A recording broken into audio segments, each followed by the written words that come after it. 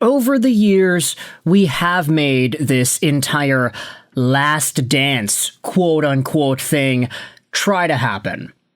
But sometimes it seems a lot more ridiculous than other times. Like, for instance, if you look at the last dance thing, what actually happened with the Chicago Bulls in the 90s with Michael Jordan and everybody else, if you had watched the entire thing, you would have seen just what went down. The Bulls were really successful, and they won championships. The last dance was the last dance. They needed to cap off this era with one final run, one final piece of proof that they could do it. However, the last dance doesn't really apply to the Toronto Maple Leafs. Like, 5 years ago, we made this video talking about it. 2 years ago, we spoke about the Edmonton Oilers and Connor McDavid doing it, and now we're speaking about it again. Is this Connor McDavid's last dance, last opportunity, last chance?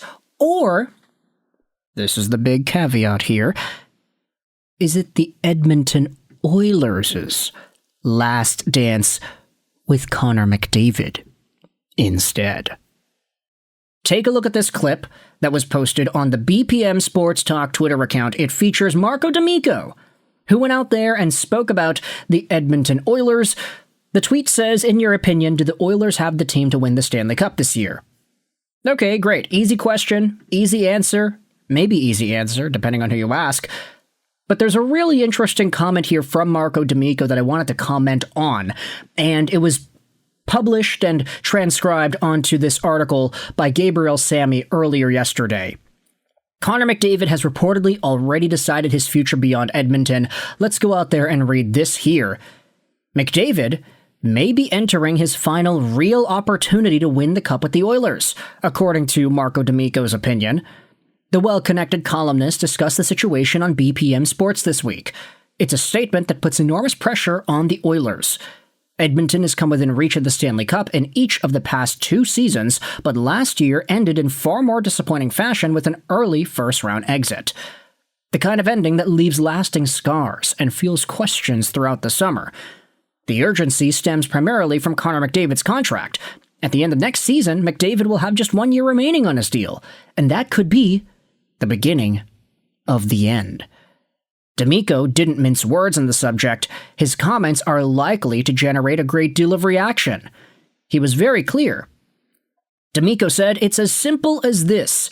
If Edmonton does not win a Stanley Cup next season, I don't see Connor McDavid as an Edmonton Oiler in 2027-2028. I believe this is the Oilers' last chance," said D'Amico. The Oilers GM will need to act quickly if he wants to avoid losing the best hockey player in the world. Edmonton acquired Freddie Anderson from the Hurricanes to stabilize its goaltending, but one goaltender alone won't solve the team's collective defensive issues. Well, maybe trading Darnell Nurse actually will, but then again, say what you want about whether or not Shakir Mukhamadullin is the guy to come in here and fix things up for the Edmonton Oilers. But, hey, what a comment, eh? Maybe this is something that I don't think anybody is surprised to hear about, but just to have it finally be plastered out there on the airwaves, I do think is a notable turning point in the story of Connor McDavid. He's 29 years old and signed till the end of 2028, making $12.5 million a year. He is going to start out that 2-year extension by $25 million total.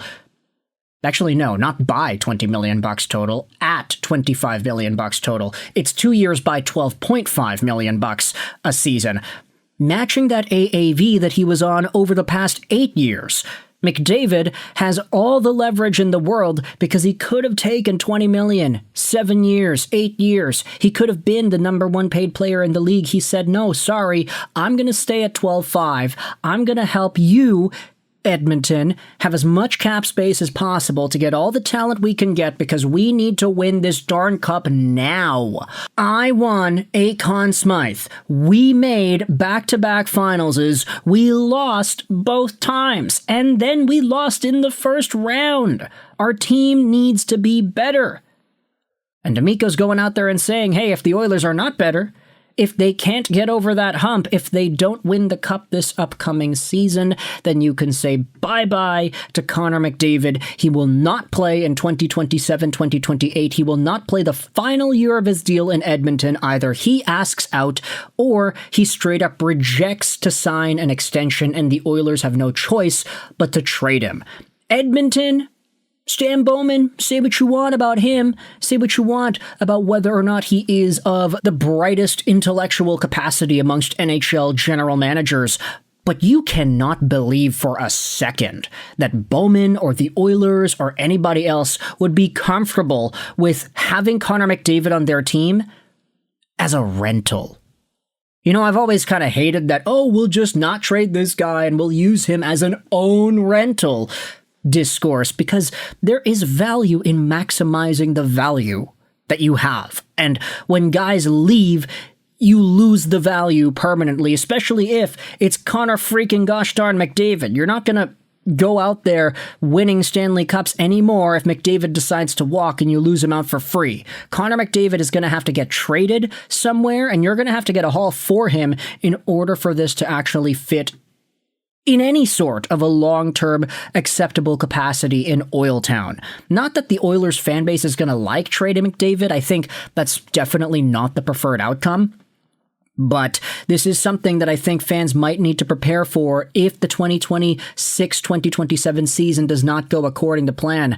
Is it that bad, though, in Edmonton? You can let me know your thoughts in the comment section below. Do you agree with this assessment from Marco D'Amico? If the Oilers do not win the cup this upcoming season, Edmonton is not going to have McDavid the season after that. Is it that drastic? Can the Oilers make the Stanley Cup Finals for a third time in 4 seasons and just lose in 7? And McDavid will be okay to stick around after that? Is that possible?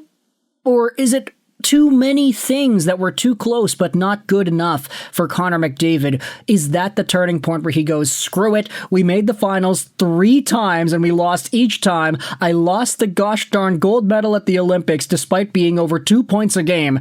I'm always on these teams that suck. Just send me over to Colorado. Let's play with Nate Dogg and I'll win a cup over there, 50% salary retained.